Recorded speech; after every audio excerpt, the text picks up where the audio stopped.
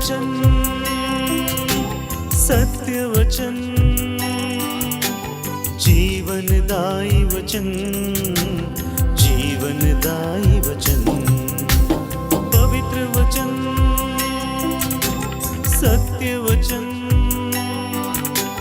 जीवनदायी वचन, जीवनदायी वचन, जीवनदायी वचन, पवित्र वचन।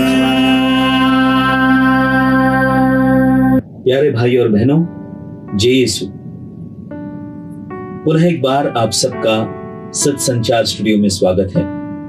बाइबल सीरीज के इस दूसरे कड़ी में आज से हम लोग बाइबल के विभिन्न ग्रंथों पर चर्चा करेंगे। आज की चर्चा का विषय है उत्पत्ति ग्रंथ, जो बाइबल का सबसे पहला ग्रंथ है। और इसके बारे में चर्चा करने के लिए हमारे साथ स्टूडियो में मौजूद है श्रद्धेय फादर अजय लोबो। श्रद्धेय फादर अजय लोबो बरेली धन प्रांत के पुरोहित हैं। उनका अभिषेक इसी वर्ष 2022 में हुआ। वह मैंगलोर के बेलतागड़ी पल्ली से हैं और इस वर्तमान समय में वह होली फैमिली चर्च पॉलीगंज में सहायक पल्ली पुरोहित के रूप में कार्यरत है। साथ ही साथ सेंट पैट्रिक्स एकेडमी पॉलीगंज में कोऑर्डिनेटर का कार्य भी कर रहे हैं। आप सभी दर्शकों की ओर से मैं आज हमारे स्टूडियो में उनका हार्दिक स्वागत करता हूं। स्वागत है फादर जी। तो आज आपके साथ हम बाइबल का सबसे पहले ग्रंथ उत्पत्ति ग्रंथ के बारे में चर्चा करेंगे। तो पहला प्रश्न मेरा आपसे यह है कि बाइबल के पहले पुस्तक को उत्पत्ति नाम क्यों दिया गया है, और इसी के साथ जुड़ा हुआ प्रश्न है कि किसने और इसे कब लिखा। प्राचीन काल से जो पुस्तक लिखी गई है उसको शीर्षक या नाम नहीं दिया जाते, और जो भी उसका पहला वाक्य होता वही उसका नाम रह जाता। वही हम कलीसिया में भी अभी भी उसको लागू करते हैं। जो भी दस्तावेज कलीसिया के दस्तावेज है उसका शीर्षक या नाम भी वैसे ही रहता है। जो शुरुआत के 2 शब्द होते हैं वैसा। मूल अवतरण जो बाइबल का है इब्रानी भाषा में है, उसमें उत्पत्ति ग्रंथ को बेरशीत नाम है।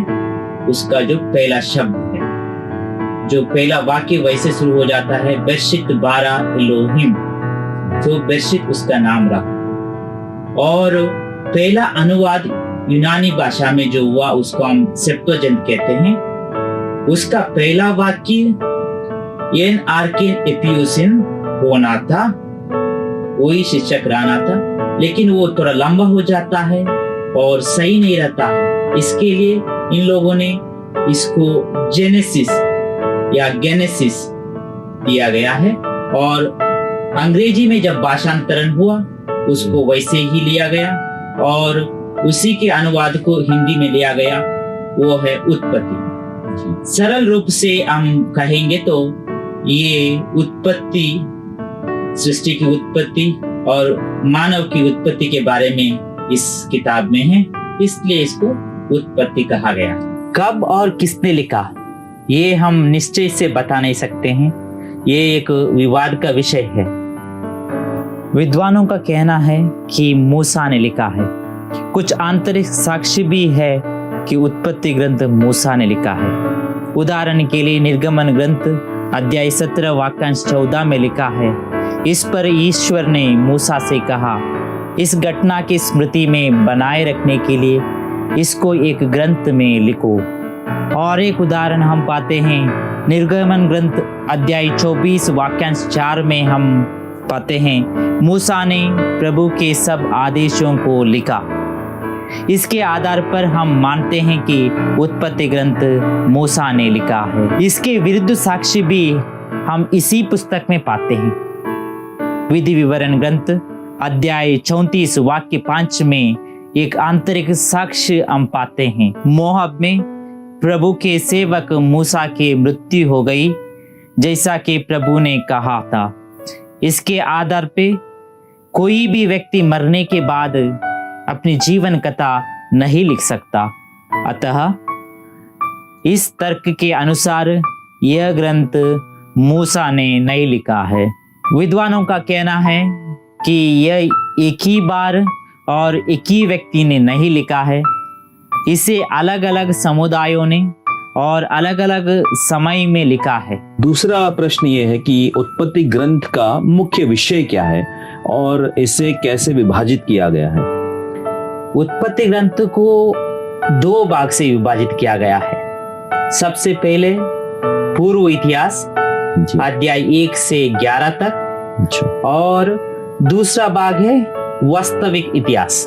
उत्पत्ति ग्रंथ अध्याय 1 से 11 तक पूर्व इतिहास माना जाता है। हम अंग्रेजी में प्री हिस्ट्री कहते हैं। इसमें सृष्टि की कथाएं और उसकी शुरुआत के बारे में लिखा है और ईश्वर को सृष्टिकर्ता और संपूर्ण संसार का नियंत्रक के रूप में प्रस्तुत किया गया है। कुछ विद्वानों का मानना है कि ये सारी कथाएं काल्पनिक है, लेकिन यह भी विश्वास है कि यह ग्रंथ पवित्र आत्मा से प्रेरित होकर लिखा गया है। ये जो पूर्व इतिहास 1 से 11 है उसमें सृष्टि की उत्पत्ति और मानव की सृष्टि और पाप उसके नतीजे और चुने हुए लोगों द्वारा सृष्टि की बचाव, जैसा कि नूह के द्वारा सृष्टि की बचाव की गई और पापों के द्वारा मानव का ईश्वर के प्रेम से दूर जाना और ये सब लिखा गया है जी। और दूसरा भाग है वास्तविक इतिहास। जो वास्तविक इतिहास ये है 12 से 50 अध्याय तक जी। इसमें एक चुने हुए लोगों के बारे में लिखा है। सबसे पहले इब्राहिम जी। और उनके संतान के बारे में लिखा गया है। संतान जो सुविस्तार रूप में लिखा गया है और उनकी वंशावली जो है इसहाक, याकूब, योसेफ और उनके इज़राइल के 12 गोत्रों को लिखा, उसके बारे में लिखा गया है। और ईश्वर ने इब्राहिम और उनके संतान के साथ किया हुआ उस विधान के बारे में लिखा गया है और ईश्वर ने जो प्रतिज्ञा की है उसके बारे में लिखा गया है जी।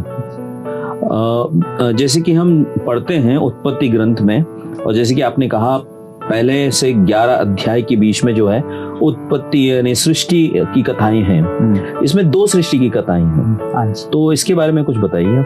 डॉक्यूमेंट्री हाइपोथेसिस या दस्तावेजिक परिकल्पना है, JEDP परिकल्पना और परंपरा। ये जे है यहोवा आधारित परंपरा और दूसरा ई है एलोहिम आधारित परिकल्पना जी। और तीसरा विधि विवरण आधारित परिकल्पना या परंपरा जी। और चौथा है पुरोहिताई आधारित परंपरा। तो दूसरे लोगों ने सृष्टि के बारे में लिखा और दूसरे समय पर लिखा।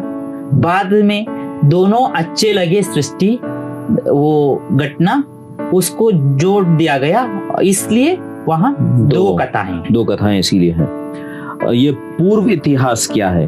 हम ईश्वर के प्रतिरूप में बनाए गए हैं, इसका अर्थ क्या है? पूर्व इतिहास मतलब जो 1 से 12 अध्याय तक जो है वो पूर्व इतिहास है। हम कहते हैं प्री हिस्ट्री जी। उसमें दुनिया की उत्पत्ति की चर्चा, निश्चय का और जो वास्तविक नहीं है उसके बारे में लिखा गया है। और वास्तविक नहीं के मतलब है कि कल्पना जो की गई, अनुमान जो लगा गया है और लेकिन वो पवित्र आत्मा से प्रेरित होकर लिखा गया है जी। और जो कथाएं हैं उसमें उसको एनुमा एलीशा और गिलगामेश जो कथाएं उस जमाने में प्रचलित थी उसके आधारित पर जो अच्छाई चीज को लेकर एक अलग ही कथाएं बनाकर, कहानी बनाकर इसमें लिखा गया है, तो इसको प्री हिस्ट्री कहते हैं। दूसरा सवाल है, ईश्वर ने उनके प्रतिरूप में हमें बनाया है जी। संत योहन का सुसमाचार अध्याय 4 वाक्यांश 24 में हम पढ़ते हैं, ईश्वर एक आत्मा है। और थिस्सलुनीके नाम संत पौलुस का पत्र पहला पत्र अध्याय 5:23 में हम पढ़ते हैं, हम मानव को 3 चीजों से बनाया गया है, हम बने हुए हैं। एक है आत्मा, दूसरा प्राण या मन, और तीसरा देह। हम ईश्वर के प्रतिरूप बनाए गए हैं जरूर। एक तो आत्मा में उनके प्रतिरूप में है और प्राण में हम उनके प्रतिरूप में हैं, लेकिन देह में या शरीर में हम ईश्वर के प्रतिरूप नहीं है। हाँ? लेकिन निर्गमन ग्रंथ में हम पाते हैं 23 अध्याय में जो ईश्वर का प्रतिरूप इंसान ने बनाया, एक बछड़े के रूप में ईश्वर को दर्शाया गया हम पाते हैं। लेकिन ईश्वर का कोई शारीरिक प्रतिरूप नहीं है। केवल ईश्वर के पुत्र यीशु मसीह दुनिया में आए, उसका केवल शारीरिक रूप था और इस दुनिया में मानव बनकर, इंसान बनकर आए, वही उसका प्रतिरूप है। उसके अलावा ईश्वर के लिए शारीरिक प्रतिरूप नहीं है। धन्यवाद। और दूसरा प्रश्न ये है कि जैसे कि आपने कहा कि बहुत सारे व्यक्तियों के बारे में, जैसे इब्राहिम है, नूह है, बहुत सारे व्यक्तियों के बारे में जिक्र है, तो ऐसे कौन से व्यक्ति हैं जिनके बारे में जिक्र किया गया है उत्पत्ति ग्रंथ में? सबसे पहले उत्पत्ति ग्रंथ में ईश्वर की भूमिका अधिक है। ईश्वर के बारे में बहुत कुछ लिखा गया है और ईश्वर को अलग अलग नाम दिया गया है जी। जैसा कि प्रभु कहकर पुकारा है। हम जो पढ़ते हैं जो ओरिजिनल टेक्स्ट में, उसको अदोनोई मतलब प्रभु है, और एक नाम दिया गया है, हम निर्गमन ग्रंथ अध्याय 3 में पाते हैं, जो है यहोवा, और तीसरा नाम है एलोहिम, और बहुत कुछ नाम है, एल शद्दाई, एल रोय, ऐसे बहुत कुछ नाम है। तो ईश्वर का भूमिका बहुत ज्यादा है। उसके बाद है इब्राहिम इब्राहिम का भी भूमिका, और इब्राहिम के बारे में भी बहुत कुछ लिखा गया है। वो एक चुना हुआ व्यक्ति था और विश्वास को जाना जाता है, और उसको विश्वास के पिता भी कहा जाता है। और उसके साथ ईश्वर ने विधान किया और प्रतिज्ञा की थी कि उनको एक राष्ट्र दिया जाएगा और उनकी संतान बढ़ जाएगी और पूरे राष्ट्र में फैल जाएगी। इसके बारे में लिखा गया है। और उसके संतान, उसके बाद इसहाक, याकूब, योसेफ, इनके बारे में लिखा गया है। और इजराइल के 12 गोत्रों के बारे में लिखा गया है जी। और यूसुफ भी एक महान और निष्ठावान व्यक्ति था, जिसमें कोई कलंक नहीं था, पाप नहीं था, और ईश्वर का भय था। हाँ, वो यूसुफ भी हम अनुसरण करने के लिए, नया विधान में एक यूसुफ है, उसी के जैसा पुराना विधान में एक यूसुफ है, वो है उत्पत्ति ग्रंथ में हम पाते हैं जी। और मेल्कीसेदेक जो पुरोहित रहा, और वो पुरोहित यीशु मसीह को तुलना की गई है इब्रानियों के ग्रंथ अध्याय 7 में। पूरा का पूरा यीशु मसीह का पुरोहित आई पुराने विधान का मेल्कीसेदेक को जुड़ा हुआ है और तुलना की गई है। और पूर्व इतिहास में देखेंगे जो 1 से 11 तक है, उसमें भी बहुत कुछ व्यक्तियों का जिक्र किया गया है, जैसे कि आदम और एवा, उनके पाप और उनके लिए जाने जाते हैं। और नूह का व्यक्तित्व ईश्वर की दृष्टि में धार्मिक था, क्योंकि उसने अपने परिवार के साथ ईश्वर की आज्ञा का पालन किया। इसलिए जब वहां प्रलय आया, तब ईश्वर ने नूह के परिवार को सुरक्षित बचा लिया और सभी विधर्मी उस प्रलय में नष्ट किए गए। इसलिए ईश्वर ने नूह और उसके परिवार के साथ एक विधान स्थापित किया। वह अब से कोई प्राकृतिक आपदा के द्वारा मानव को हानि नहीं पहुंचाएंगे। यही प्रमुख विषय है नूह के बारे में। ऐसे बहुत सारे व्यक्ति हैं जी। शुक्रिया। मेरा अगला प्रश्न है कि वर्तमान समय में हम बहुत चर्चा करते हैं कि पुरुष और महिला की समानता के बारे में, लेकिन जब हम उत्पत्ति ग्रंथ को पढ़ते हैं तो हमें ऐसा प्रतीत होता है जैसे कि पुरुष को प्राथमिकता दी गई है महिला के एवज में। तो इसके बारे में आप क्या कहना चाहेंगे? लगता तो जरूर है, लेकिन असली में ये नहीं है। उत्पत्ति ग्रंथ में महिलाओं की भी भूमिका रही है, विशेषकर सारा, रेबेक्का, लेहा, रकेल, बिल्हा के विषय में हम पढ़ते हैं। इन सारी महिलाओं ने एक अहम भूमिका निभाई है। विशेषकर सारा जो इब्राहिम की पत्नी थी, वो अपने पति के प्रति विश्वसनीय रही और उसने अपने पति में ईश्वर की उपस्थिति का अनुभव किया। अगला प्रश्न यह है कि जैसे कि आपने कहा कि कुछ अंश जो है उत्पत्ति ग्रंथ में ये हाइपोथेसिस यानी परिकल्पना है, अनुमान लगाया गया कि ऐसा हुआ होगा। तो हम कितने कैसे इसको शाब्दिक रूप से लेना चाहिए या नहीं, लिटरल मीनिंग जैसे अंग्रेजी में कहते हैं? एक चीज हमको याद रखनी है, ये एक इतिहास है जी। इतिहास को जैसे हम कहते हैं हिस्ट्री रिपीट्स, जरूर तो रिपीट हो जाएगा, दोबारा आ जाएगा, लेकिन जैसा था वैसे ही नहीं हो पाया, होता है लेकिन थोड़ा कुछ होता है। लेकिन जो हिस्ट्री या इतिहास से जो संदेश मिलता है उसको हम जरूर लेना है जी। और हम उत्पत्ति ग्रंथ में इब्राहिम और उनके संतान के इतिहास के बारे में हम पढ़ते हैं और उसके पहले पूर्व इतिहास में जो संदेश पाते हैं, पाप की नतीजा क्या है, और दूसरे कुछ अंशों को हम पाते हैं। उन संदेशों को हमको ग्रहण करना चाहिए, यानी शाब्दिक रूप से नहीं लेना, बल्कि उसके अर्थ को समझना है जी। तो उत्पत्ति ग्रंथ की विशेषता क्या है, इसके बारे में कुछ बताएंगे? सबसे पहले उत्पत्ति ग्रंथ है वो पहला किताब है, पूरे बाइबल की सबसे पहला किताब है और बहुत अच्छा किताब है। बाइबल की पूरे 73 किताबों में से केवल उत्पत्ति ग्रंथ में संसार के सृष्टि के विषय में लिखा है।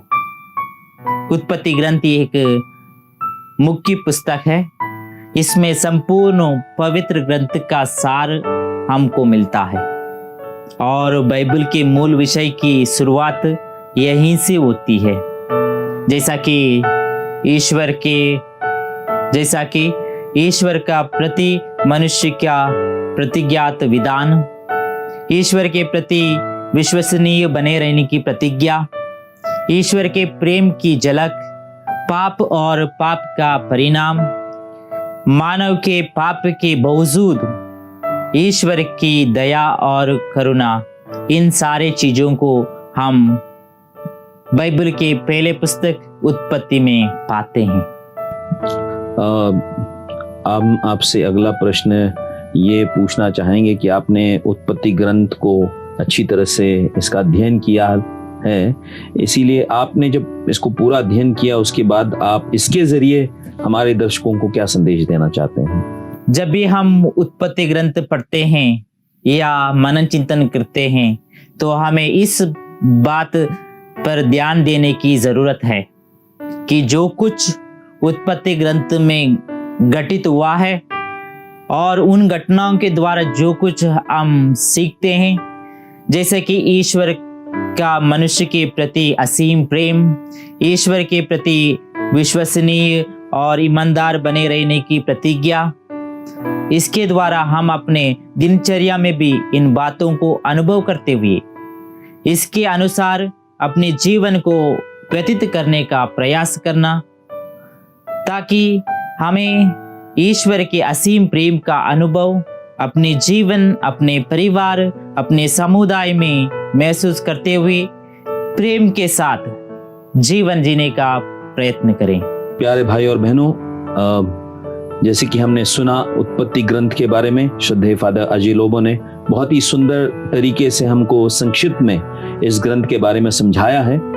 और हमें चाहिए कि हम इसका अध्ययन करें, इसे पढ़ें और इसे और भी अच्छी तरह से समझें।